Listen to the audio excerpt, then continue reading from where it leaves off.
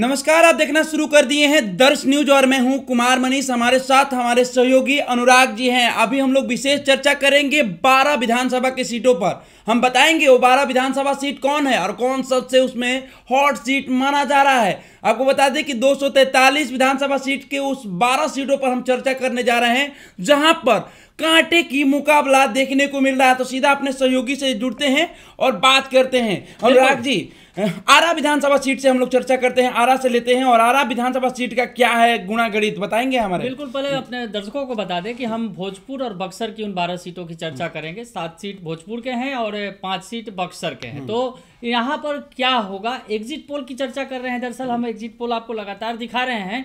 तो इन 12 सीटों का आंकड़ा बताएंगे। आरा से कह रहे हैं मनीष की शुरुआत करते हैं। और आरा से 5 बार के विधायक हैं, 5 बार जीत हासिल की थी अमरेंद्र प्रताप सिंह ने, लेकिन इस बार उनका पत्ता कट गया। संजय सिंह टाइगर यहां से बीजेपी के उम्मीदवार हैं। अमरेंद्र सिंह कद्दावर बीजेपी के नेताओं में थे और अमरेंद्र सिंह का पत्ता कटा। संजय सिंह टाइगर को यहां आरा से लड़ाया गया है। और उनके मुकाबले में हम आपको बताएं कि आरा में जो अमरेंद्र प्रताप सिंह के मुकाबले जो हैं कयामुद्दीन अंसारी हैं, जो पूर्व में विधायक भी रह चुके हैं, भाकपा माले के हैं। तो भाकपा माले से मुकाबला है। आरा में मुकाबला लगभग यही होता रहा है, बीजेपी वर्सेस CPIML, भाकपा माले के मुकाबले बनाम। बिल्कुल। तो ऐसे में जो अगर हम कहें कि अमरेंद्र प्रताप सिंह ने इस सीट पर दबदबा कायम रखा था, लेकिन 2015 में सीन बदल गया था। 2015 की बात कर ले, थोड़ा सा बता दें कि मोहम्मद नवाज यहाँ से RJD के उम्मीदवार थे, मोहम्मद नवाज आलम, उन्होंने जीत हासिल की थी। और उसको छोड़ के फिर 2020 में फिर से बीजेपी के पास ये सीट आ गई। और अब ये बीजेपी की परंपरागत सीट अगर कहे तो ये है। और ऐसे में परंपरा बरकरार रहेगी क्या? और बता दें अनुराग जी कि 2020 का जो समीकरण रहा पूरे शाहाबाद का, अगर आरा और बड़हरा का छोड़ दिया जाए तो पूरा NDA का शाहाबाद सुपड़ा साफ हो गया था। लेकिन इस बार 2020 की बात नहीं है मनीष, जो 24 का लोकसभा चुनाव हुआ उसमें भी जो है NDA का परफॉर्मेंस खराब था जी। लेकिन इस बार सीन बदलने वाला है। तो खैर हम आपको बता रहे हैं, आरा की बात कर रहे हैं। आरा में जैसा कि मनीष बता रहे हैं कि शाहबाद जो पहला शाहबाद जिला हुआ था, जिसमें भोजपुर जिला भी आता है, बक्सर भी आता है और कई जिले आते हैं।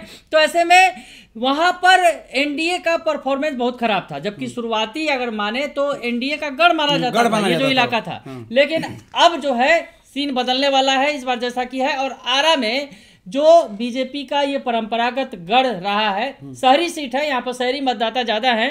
और यहाँ पर जो आपको बताएं कि राजपूत बिरादरी की अच्छी पकड़ है, यहाँ पर सवर्ण जातियों का अच्छा खासा यहाँ दबदबा रहा है। इस सीट की अगर बात करें तो यहाँ पर महागठबंधन में CPIML का की मजबूत पकड़ रही है। कभी सांसद भी हुआ करते थे CPIML से, सुदामा प्रसाद जीत कर गए थे। तो उन्होंने नंगे पर चुनाव जीता था, मुझे याद है कि मैं बहुत छोटा था उस वक्त। और इस लोकसभा में भी वही जीत के बिल्कुल। तो लोकसभा में CPIML का भी यहाँ दबदबा रहा है। तो CPIML के कयामुद्दीन अंसारी पर भारी पड़ते नजर आ रहे हैं। हालांकि इस बार जो संजय सिंह टाइगर है, संजय सिंह टाइगर लंबे समय से उन्हें टिकट का इंतजार था, तो इस बार इंतजार खत्म हुआ, संजय सिंह टाइगर उतरे। इस बार बीजेपी ने बहुत सारे चेहरे बदल दिए, चाहे पटना जिले की बात करें या फिर आरा की सीट। ऐसी बहुत सारी सीटें हैं जहां पर परंपरागत रूप से जीतते चले आ रहे थे कैंडिडेट 5 बार 7 बार से। तो इस बार आरा के जो अमरेंद्र प्रताप सिंह थे, उनका टिकट कटा और संजय सिंह टाइगर को मिला। और संजय सिंह टाइगर यहाँ पर बेहतर प्रदर्शन करते नजर आ रहे हैं मनीष। यहाँ पर जो है बीजेपी का कमल खिलता हुआ दिख रहा है इस बार। तो इस बार का जो समीकरण शाहाबाद का रहेगा कुछ बदलते हुए नजर आएगा, क्योंकि जिस तरह से आपने बोला कि 2024 लोकसभा की बात कर ले या 2020 विधानसभा की बात कर ले, वहां पर सुपड़ा साफ हो गया था NDA का। लेकिन 2025 बिहार विधानसभा का जो समीकरण है, जो गुणागणित है, कुछ बदलते हुए नजर आ रहा है। उस स्थिति में भी आरा ने लाज बचाई थी, आरा और बढ़ाना ने लाज बचाई थी। तो इस बार भी आरा जो है बीजेपी के हाथ से नहीं जा रहा है, जैसा कि खबरें हैं, जैसा कि हम आपको बता रहे हैं एग्जिट पोल में। चलिए वहीं से सटा हुआ बड़हरा क्षेत्र पर हम लोग चर्चा कर लेते हैं। बड़हरा का गुणागणित कैसे देखते हैं, जनता का जो रुझान है किस तरफ इस बार जाएगा? बिल्कुल, बड़हरा में जो है मनीष आपको बताएं कि राघवेंद्र प्रताप सिंह जो बीजेपी के उम्मीदवार है, उसके अलावा राजद से अशोक कुमार सिंह है। अशोक कुमार सिंह है। मुकाबला तो यहाँ जबरदस्त है, यहाँ पर सिंह वर्सेस सिंह का ही दोनों दो राजपूतों की लड़ाई है। बिल्कुल, ये राजपूत की लड़ाई है और यहाँ पर मुकाबला दिलचस्प होता रहा है। हालांकि राघवेंद्र प्रताप सिंह यहाँ के दिग्गज खिलाड़ी रहे हैं और इस इलाके के, और इस बार जो है राघवेंद्र प्रताप सिंह की जीत मानी जा रही है कि जो है हवा है राघवेंद्र प्रताप सिंह के पक्ष में है। यहाँ से कई राजद के कई ऐसे प्रत्याशी हैं जो टिकट के कयास लगा रहे थे, टिकट कट गया तो बागी बन गए हैं, निर्दलीय ताल ठोक दिए हैं। तो ऐसे में ये भी देखना होगा कि निर्दलीय जो ताल ठोके हैं बागी बन के राजद से, वो कितना नुकसान पहुंचाते हैं महागठबंधन को, चाहे एनडीए से भी। जो तो यहाँ पर जो मनीष, हमने जो बात की लोगों से, जो आपके संवाददाता हमारे संवाददाताओं ने बातचीत की, तो लोग जो है यहाँ बता रहे हैं ये फैक्टर, बड़ा फैक्टर है कि महागठबंधन में बागी जो है वो खड़े हो गए। तो ऐसी स्थिति में कहीं ना कहीं इसका लाभ जो है बीजेपी के राघवेंद्र प्रताप सिंह को मिल रहा है, जो यहाँ के पुराने दिग्गज हैं और वो जीतते दिख रहे हैं। देखिए इसलिए जीतते दिख रहे हैं। हमको बता दें कि जो कोर वोटर है भारतीय जनता पार्टी के, जो कोर वोटर है वो वहां पर टूटते हुए नजर नहीं आ रहे हैं, तो उसका बेनिफिट राघवेंद्र प्रताप सिंह को मिलते हुए नजर। आरजेडी के वोट बैंक में सेंधमारी हो रही है, जो जैसा कि बातचीत से पता चल रहा है। इसलिए बड़ाला क्षेत्र पर भारतीय जनता पार्टी के जो उम्मीदवार हैं राघवेंद्र प्रताप सिंह, वो लीड करते हुए नजर आ रहे हैं। चलिए वहीं चलते हैं शाहपुर विधानसभा। बिल्कुल, शाहपुर में आप भाजपा के राकेश ओझा वर्सेज आरजेडी के राहुल तिवारी। दो बार के विधायक है। क्या होगा इस बार? वो राहुल तिवारी वो विधायक हैं जो राकेश ओझा, राकेश रंजन जो है उनके पिताजी को मात दिए थे जी, जो अभी उनके पिताजी, हाँ, जो स्वर्गीय विशेषर ओझा, हाँ, राहुल तिवारी भी तो बड़े दिग्गज नेता के बेटे, शिवानंद तिवारी जी के बेटे हैं। और वहां पर कहा जाता है, देखिए पहले भारतीय जनता पार्टी का वहां गढ़ माना जाता था, लेकिन इस बार का समीकरण चेंज हो गया। 2 बार से राहुल तिवारी मात देते आते हैं। वो खमियाजा राकेश ओझा को या मुनी देवी जो विधायक थी 2010 में, मुनी देवी वहां से जीत हासिल की थी। चाचा भतीजा दोनों बागी बन गए 2020 में। चाचा भारतीय जनता पार्टी के टिकट से लड़े, जो मुनी देवी जो उनकी पत्नी है, भुवर ओझा की पत्नी मुनी देवी मैदान में थी भारतीय जनता पार्टी से, लेकिन भतीजा बागी बनकर और निर्दलीय ताल ठोक दिया। भतीजा जब राकेश ओझा जो है निर्दलीय ताल ठोककर 40,000 प्लस वोट लाए, समीकरण बिगाड़ दिया, समीकरण पूरा खेल ही बिगाड़ दिया। बताइए, भारतीय जनता पार्टी के जो सीट से प्रत्याशी लड़ा मुनी देवी, उनको मात्र 20,000 वोट मिला। इस बार तो खेल सीधा सीधा है। अब देखिए अब क्या हो गया, इस बार सीधा सीधी नहीं है। अब इस बार क्या हुआ, चाचा का समर्थन भतीजा को मिल गया है, तो चाचा भतीजा हो गए हैं एक। तो मामला तो सीधा हो गया ना। बीजेपी बनाम आरजेडी का है मुकाबला, कौन है वहां पर? अब वहां से लीड साफ तौर से ये देखते हुए नजर आ रहे हैं कि आप वहां पर जो राकेश ओझा है, राकेश रंजन, वो लीड करते हुए नजर आ रहे हैं। इस बार राहुल तिवारी को खमियाजा भुगतना पड़ सकता है, क्योंकि कई लोग राहुल तिवारी से नाराज भी वहां क्षेत्र में दिख रहे हैं। विकास को लेकर, रोड नली गली को लेकर काफी मतलब संशय जता रहे हैं। जातिवाद समीकरण वहां पर गिरते हुए नजर आ रही है।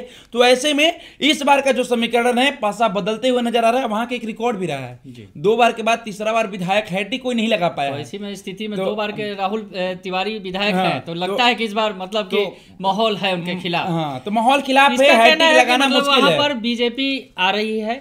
और उसके अलावा जगदीशपुर चलते हैं। जगदीशपुर में जदयू के भगवान सिंह कुशवाहा हैं और आरजेडी के किशोर कुणाल हैं। क्या स्थिति है वहां पर? देखिए वहां तो भोजपुर के इलाकों में ज्यादा कवरेज किया है आपने, तो क्या वहां पर आपको हवा लगी है? देखिए अनुराग जी, जगदीशपुर विधानसभा की अगर चर्चा करें तो वहां कांटे की टक्कर है, क्योंकि वो राजद का गढ़ है। 2020 में जिस तरह से समीकरण देखने को मिला था, उसका खमियाजा एनडीए को भुगतना पड़ा था, इस बार भी भुगतना पड़ सकता है। भगवान, हालांकि मुकाबला दिलचस्प है, कांटे का मुकाबला है। उसमें लीड मतलब इस बार लीड जो करते हुए भगवान सिंह कुशवाहा भी लीड कर सकते हैं और कुणाल किशोर भी लीड कर सकते हैं।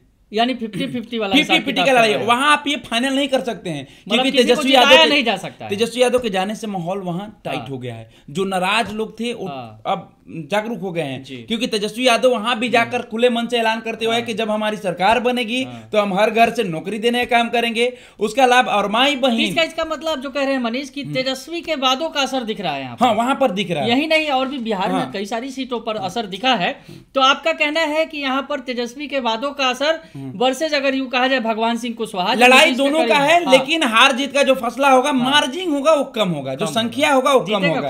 आखिरी कुछ तो एक जेडीयू का इस बार बड़ा भारी होते हुए मतलब कहीं ना कहीं थोड़ा सा भी एज मिलता है अगर नहीं 2020 की गलती से सीखे हैं भगवान सिंह कुशवाहा, तो इस बार हो सकता है जेडीयू को वहां पर बेनिफिट, एनडीए के जो प्रत्याशी उनको मिल सकता है। तो आगे बढ़े, तरारी की बात करते हैं। तरारी तो खास है, भाजपा के विशाल प्रशांत हैं और बाई इलेक्शन में जीत कर आए हैं। विशाल प्रशांत जो है बाई इलेक्शन जीत के आए हैं, सुनील पांडे के बेटे हैं विशाल प्रशांत। वहां भी बाहुबलियों की लड़ाई है, सुनील पांडे और हुलास पांडे वहां बाहुबली माने जाते हैं, और उन्हीं हुलास पांडे के भतीजा और सुनील पांडे के बेटा जो है विशाल प्रशांत बाई इलेक्शन जीत कर आए हैं। आनंद फानन में आपको याद होगा, बाई इलेक्शन से पहले सुनील पांडे ने अपने बेटे को भारतीय जनता पार्टी का दामन थमाया था, शामिल कराए थे। उसके बाद वहां से वो प्रत्याशी बने थे। और वहां पर एक बड़ा दिलचस्प ये बात पा रहा है कि 9 महीने बनाम 9 महीने की, 9 साल बनाम 9 महीने की, 9 महीने का लड़ाई है। 9 महीने से विधायक हैं और विशाल कुछ नहीं कर रहा, पर नहीं, इनका माना जा रहा है कि इन्होंने जो काम किया है 9 महीने में जबरदस्त तरीके से 900 करोड़ का वहां काम कराया है, जैसा कि बताया जा रहा है जी। और कहीं ना कहीं एक तरफा लहर है प्रशांत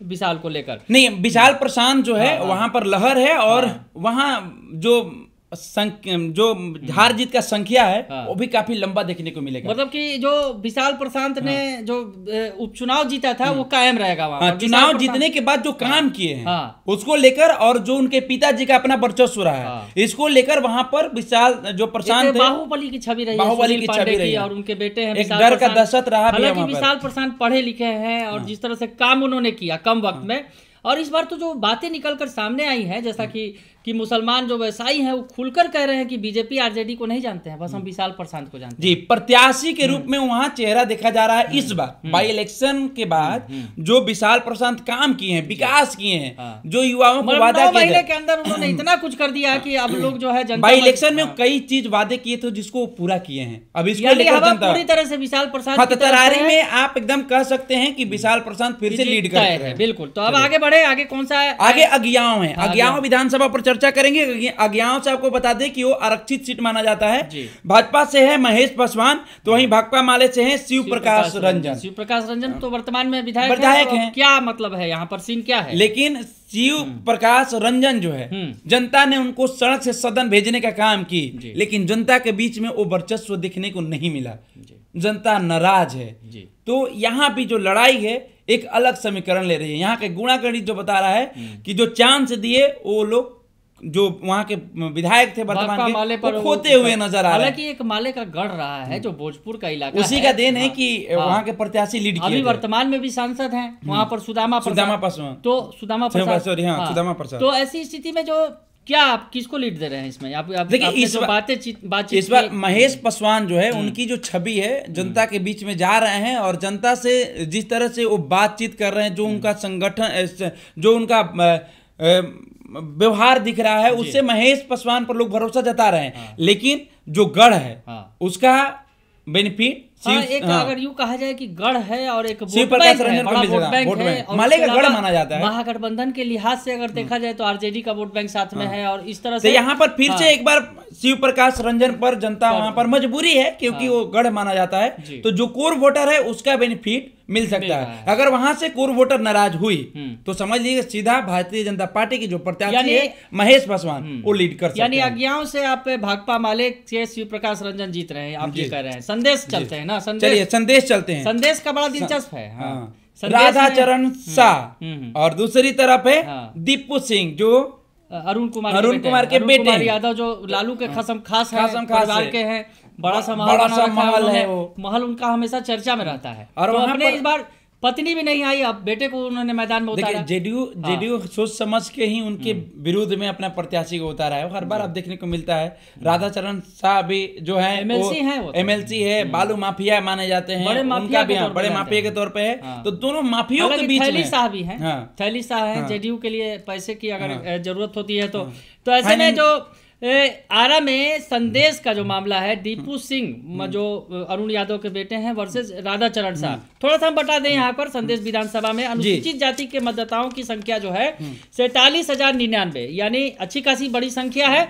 और 2011 की जनगणना के मुताबिक लगभग 16.15% अनुसूचित जाति के यहाँ मतदाता है। थोड़ा कास्ट फैक्टर भी जरूरी है, कास्ट फैक्टर ही आपको हर जीत का अंतराल बता सकता है। जी बिल्कुल, तो कास्ट फैक्टर भी हम अपने दर्शकों को बता दें कि अनुसूचित जाति के मतदाताओं की संख्या जो है 2011 की जनगणना के मुताबिक हम आपको बता रहे हैं। और उसके अलावा जो 0.17% है। उसके अलावा जो मुस्लिम मतदाताओं की संख्या है वो भी बड़ी संख्या है, 14,582, जो लगभग 5% बताया जा रहा है। समीकरण का वहां पर चार्ट काट दिखा जा सकता है। हाँ, तो ये जो है कहीं ना कहीं जो समीकरण है या फिर अनुसूचित जनजाति की जो बड़ी संख्या है, उसके अलावा ग्रामीण मतदाता जो ग्रामीण इलाके हैं, ये खासकर ये जो तमाम जो हम चर्चा कर रहे हैं भोजपुर के इलाकों की या फिर जो है ये सब ग्रामीण इलाके हैं। और इन इलाकों में आप ग्रामीण मतदाताओं की संख्या का जो आंकड़ा हम बता दे रहे हैं, लिहाज थोड़ा सा कि आंकड़ों के लिहाज से भी आपको अगर देखेंगे तो क्या हो रहा है यहाँ पर,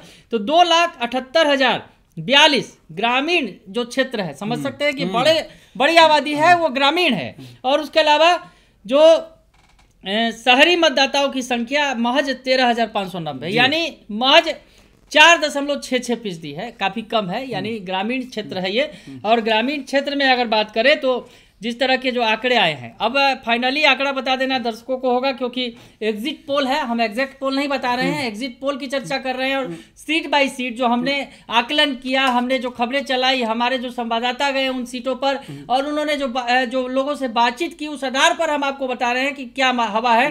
तो अब बता दीजिए दर्शकों को। देखिए अनुराग जी, वहां पर जो इस बार का जो हम लोग फाइनल तो आंकड़ा दे नहीं रहे हैं, फाइनल डाटा हम लोग दे नहीं रहे हैं, हम लोग एग्जिट पोल के माध्यम से आप तक पहुंचा रहे हैं कि वहां पर जो है फिर से एक बार दीपू जो सिंह है, जो अरुण यादव के बेटे हैं, यानी आरजेडी के कैंडिडेट जो हैं, इस बार युवा चेहरे को मौका दिया गया है, मौका दिया है, उसका बेनिफिट मिल सकता है। और जातीय जो समीकरण है उसके लिहाज से अगर देखिए तो दीपू सिंह जो है, जो अरुण कुमार के बेटे हैं, उन पर लोग जनता भरोसा जता सकते हैं। यहाँ से आरजेडी जीत रही है। अब चलिए हम सीधा आपसे चर्चा करते हैं बक्सर, वाल्मीकि जी के उस क्षेत्र की चर्चा कर रहे हैं जहां से 2 प्रत्याशी मैदान में हैं, दोनों ब्राह्मण समाज से आते हैं। एक पूर्व आईपीएस आनंद मिश्रा जो भारतीय जनता पार्टी का दामन थामे, फिर उनको टिकट दिया गया, मौका दिया गया। वहीं दूसरी तरफ लगातार वहां पर दबदबा बनाते हुए नजर आ रहे हैं मुन्ना तिवारी, संजय तिवारी उर्फ मुन्ना तिवारी। क्या लगता है आपको? ये गढ़ है, अगर यूं कहा जाए बक्सर, अगर देखिएगा मनीष, तो कांग्रेस के लिहाज से एक लिटमस टेस्ट है यहाँ पर कि कांग्रेस जो है यहाँ पर प्रदर्शन करेगी बेहतर, क्योंकि संजय तिवारी लगातार आनंद मिश्रा के बारे में आंकड़ा दे दिया जाए। आनंद मिश्रा देखिए रिजाइन देकर अपने पद से, वहां से अपना नौकरी से रिजाइन देने के बाद वो लोकसभा का चुनाव लड़ने के लिए बक्सर के लोकसभा क्षेत्र में आए थे। टिकट कयास लगा रहे थे कि भारतीय जनता पार्टी से टिकट मिल जाए, लेकिन टिकट नहीं मिला तो निर्दलीय खड़ा हुए और उन्होंने 20,000 कुछ समथिंग वोट लाया, ताकत दिखाई। उसके बाद वो जनसुराज का दामन थामे, जनसुराज में जो भाव नहीं मिला तो फिर वो जनसुराज से इस्तीफा दे दिए। उसके बाद भारतीय जनता पार्टी ने उन पर भरोसा जताया और इस बार फिर से मतलब इस बार अंततः उन्होंने टिकट हासिल किया है। तो जो अगर कहा जाए आनंद मिश्रा की बात करें, 2020 का बता देते हैं। 2020 के चुनाव में कांग्रेस के संजय तिवारी, वही मुन्ना तिवारी उर्फ मुन्ना तिवारी ने बीजेपी के परशुराम चौबे को हराया था। बक्सर सीट पर अगर यूं कहें जातीय लिहाज से तो यादव और ब्राह्मण ये बहुल इलाका है। तो ऐसी स्थिति में अब मनीष जो हम थोड़ा सा और बता दें बक्सर के बारे में, जो आप बता रहे थे कि समृद्ध इतिहास यहाँ का रहा है, यहाँ की सांस्कृतिक महत्व भी इसका काफी है। बक्सर का किला जो है 16वीं शताब्दी में मुगल सम्राट अकबर ने बनवाया था और 1764 की बक्सर की लड़ाई जो है प्रमुख स्थल था ये। इस लड़ाई में ब्रिटिश ईस्ट इंडिया कंपनी और मुगल साम्राज्य, अवध के नवाब और बंगाल के राजा की सेना आमने सामने आई थी। तो बक्सर जो है ऐतिहासिक तौर पर काफी महत्वपूर्ण है। और इसमें चौसा गांव जो है उसका ऐतिहासिक महत्व है। यहाँ पर 1539 में चौसा की लड़ाई शेरशाह सूरी और मुगल सम्राट हुमायूं के बीच हुई थी। यानी लड़ाई जो है इसका गवा रहा है बक्सर, और इस बार भी लड़ाई जबरदस्त है। इस बार लड़ाई जबरदस्त है, लेकिन इस बार लड़ाई में बाजी भारतीय जनता पार्टी के जो प्रत्याशी है वो मार सकते हैं। पर एक बात है कि बिस्मिल्लाह खां का भी जिक्र कर ले, बक्सर का जिक्र करें और बिस्मिल्लाह खां का जिक्र न करें। डुमराव के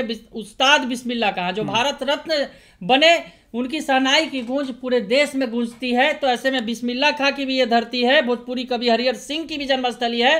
तो यहाँ से आप बीजेपी को जिता रहे हैं। यानी जो आईपीएस की नौकरी छोड़कर आए और इतना बड़ा त्याग किया आनंद मिश्रा ने, तो आनंद मिश्रा को अब इस त्याग का फल मिलने जा रहा है। फल मिलने जा रहा है। जिस तरह से निर्दलीय लोकसभा में मैदान में उतर कर वोट हासिल किए थे, इस बार तो भारतीय जनता पार्टी ने उन पर भरोसा जताया है। उसका बेनिफिट और जो निर्दलीय दाल ठोकने के बाद जो क्षेत्र भ्रमण किए, उनका व्यक्तिगत पहचान की वजह से इस बार वहां कांग्रेस का जो किला है वो ध्वस्त होने वाला है। मतलब मुन्ना तिवारी इस बार कहीं ना कहीं पिछड़ते हुए नजर आ रहे हैं। मतलब इस बार आनंद मिश्रा ने कड़ी टक्कर दी है और इस बार लगता है कि कांग्रेस का किला उखाड़ देंगे। कांग्रेस का किला उखाड़ देंगे। चलिए वहीं सटे हुए ब्रह्मपुर विधानसभा सीट की बात करते हैं, जहां राजद का गढ़ माना जाता है। आपको बता दें कि राजद के जो प्रत्याशी है शंभुनाथ यादव लगातार वहां से जीत हासिल करते हुए नजर आ रहे हैं। और सामने है हुलास पांडे जो चिराग पासवान की पार्टी के बड़े नेता हैं, एलजेपीआर के,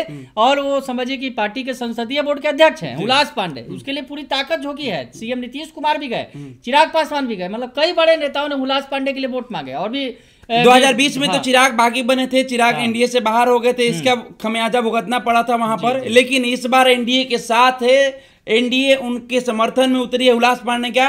और ये बता दें आपको कि जो शंभुनाथ यादव है वहां जनता के बीच में वो बहुत बेहतर विधायक नहीं है। अच्छा। विकास के मामले में जीरो हैं जी। वहां की रोडों के हालात देखेंगे, मेन रोड के हालात देखेंगे तो उखड़ा पुखड़ा, मतलब उनके समाज के लोग उनको बाइकआउट करते हुए नजर आ रहा है। आपने बड़ी बात कही। इस बार समीकरण भी बहुत बदले हुए हैं, क्योंकि चिराग पासवान जो पिछली बार अलग थे, और इन इलाकों में जैसे कि एक और कुछ भी सीट की मैं विश्लेषण कर रहा था, वहां पर भी देखा मैंने कि पिछली बार जो है एलजेपीआर ने, ये जो चिराग ने अलग लड़ाई लड़ी थी, अच्छा खासा वोट ले गए थे।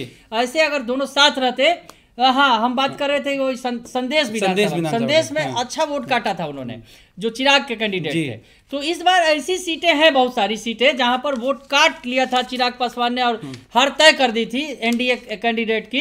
तो इस बार सीन बदला है। और इस तरह आप बता रहे हैं कि ब्रह्मपुर की सीट है। चिराग के साथ आ जाने से जो शाहाबाद में जहां पर सुपड़ा साफ हुआ था, अब वो चीज एकजुटता दिख रहा है और वहां की समीकरण, वहां की जो गुणागणित है वो बदलते हुए नजर आ रहा है। तो कौन जीतेगा फिर? तब यहां से समझिए, इस बार देखिए हर बार शंभुनाथ यादव का हर बार उनके समाज बाइकआउट करते हुए नजर आ रहा है, दबदबा रहा लेकिन है, जीतते रहे हैं। वो राजद की वजह से, लंटेन की वजह से शंभुनाथ यादव को उनको बेनिफिट मिल जाता है। लेकिन इस बार यादव भी पूरा खफा है और इस बार उसका बेनिफिट हुलास पांडे को मिल सकता है। तो वहां से इस बार का समीकरण बदल सकता है। ब्रह्मपुर जो बाबा परमेश्वर नाथ का धाम माना जाता है, वहां बहुत प्रचलित, वहां पर तीर्थ स्थान माना जाता है ब्रह्मपुर। बक्सर पूरा विधान अगर क्षेत्र ही देखे तो एक तरह से धार्मिक क्षेत्र माना जाता है। पूरा इतिहास रहा है, धार्मिक इतिहास। वहां बाबा परमेश्वर नाथ का राम आए थे खुद बक्सर के धरती पर और उन्होंने ताड़का का वध किया था, ताड़कासुर का। तो ऐसे में बक्सर की धरती और लड़ाई का गवाह भी रहा है बक्सर। लेकिन अभी राजनीति की लड़ाई पर हम लोग चर्चा कर रहे हैं, तो राजनीतिक लड़ाई में ब्रह्मपुर में इस बार हुलास पांडे लीड करते हुए नजर आ रहे हैं, क्योंकि एनडीए के साथ एकजुट दिख रहा है। तमाम जो एनडीए के शीर्ष नेता है उनके प्रचार प्रसार में गए हैं।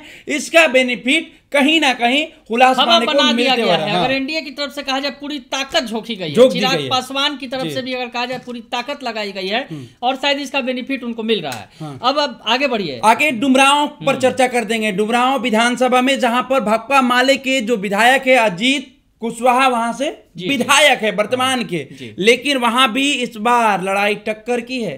राहुल कुमार सिंह है, राहुल कुमार सिंह को जेडीयू ने मैदान में उतारा है। यहाँ क्या है, लेकिन यहाँ पर अजीत जो कुशवाहा है वहां आंकड़ा जो है वहां गढ़ के चलते अजीत कुशवाहा से नाराज भी लोग हैं, लेकिन अजीत कुशवाहा भाकपा माले की युवा तरफ से के विधायक के तौर पर एक अच्छा खासा आवाज लीड उठाते करते रहे हैं हैं और छात्रों के बीच में जाते रहे हैं, तो उसका बेनिफिट अजीत कुशवाहा को हमेशा से मिलते आया है। युवा के नाम पर अगर यूँ कहा जाए कि युवा हैं और अच्छा इनका एक पकड़ है यहाँ पर।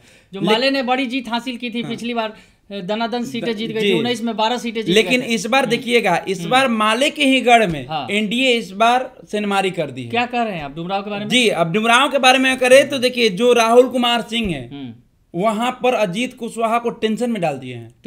टेंशन में डाल दिए हैं। क्या मतलब ऐसा? टेंशन में डाल दिए हैं कि अजीत जो राहुल कुमार सिंह है वो जनता के बीच में शुरू से सक्रिय दिखे हैं जी। और उसका बेनिफिट कहीं ना कहीं मिलेगा जी, और उसका खमियाजा अजीत कुशवाहा को भुगतना पड़ सकता है। परिणाम क्या होगा? परिणाम पोल, एग्जैक्ट पोल नहीं, एग्जिट पोल में कह सकते हैं कि इस बार का समीकरण बदलते हुए डुमराव का भी नजर आ रहा है और वहां से अजीत कुशवाहा को झटका लग सकता है।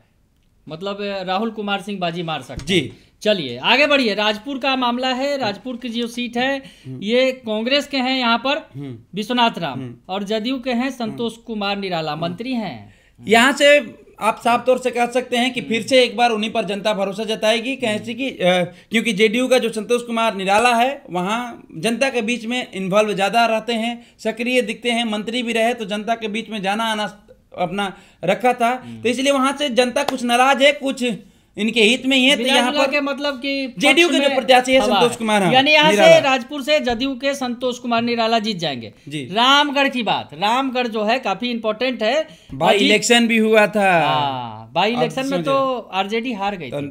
आरजेडी हार गई थी, तो फिर से जो अशोक कुमार सिंह है वो व्यक्तिगत तौर पर एनडीए प्रत्याशी तो है, छोड़ दीजिए। मतलब अगर यूं कहा जाए कि जगदानंद सिंह के लिए प्रतिष्ठा वाली सीट है, सुधाकर सिंह जो सांसद हैं बक्सर के, उनके लिए प्रतिष्ठा की सीट है, और इसके लिए मैं देख रहा था कि इस सीट को जीतने के लिए कई जुगत गुना गणित भिड़ाया गया कि आसपास की सीटों पर जो है आरजेडी ने कैंडिडेट उतार दिया, जबकि लड़ाई दोस्ताना हो गई वहां पर। पहले से वीआईपी को दिया गया सीट, बावजूद इसके आरजेडी वहां फ्रेंडली फाइट की लड़ाई में। हाँ, तो कहीं ना कहीं उस गुणा गणित को बैठाने के लिए कि हमने इस सीट से इस जात के लोग को उतारा, तो ऐसे में यहाँ पर सेट हो जाए। दोनों राजपूतों की लड़ाई है और दोनों राजपूतों में टक्कर की लड़ाई है, क्योंकि एक तरफ जगदानंद सिंह के बेटे जो है वो अजीत सिंह है और दूसरी तरफ अशोक कुमार सिंह जो अपने आप में एक समाज सेवी माने जाते हैं और बाई इलेक्शन में मात दिए हैं। तो इसलिए इस बार जनता फिर से उन पर 9 महीना का जो कार्यकाल रहा, देखिए 9 महीना का जो कार्यकाल रहा है उसमें लोग विकास की ओर रुख किया है, क्योंकि आने वाला 9 महीना बाद विधानसभा चुनाव था, तो जो बाई इलेक्शन जीता है वो जनता के बीच में जुड़ के रहा है और विकास किया है, तो उसका बेनिफिट फिर से एक बार अशोक कुमार सिंह को मिल सकता है। बाई इलेक्शन में आपका कहना है कि जिसने काम किया, जैसे कि तरारी में दिख रहा है कि विशाल प्रशांत का एक तरफा लहर है, तो ऐसी क्या रामगढ़ में स्थिति है? जी, रामगढ़ में भी सेम स्थिति है।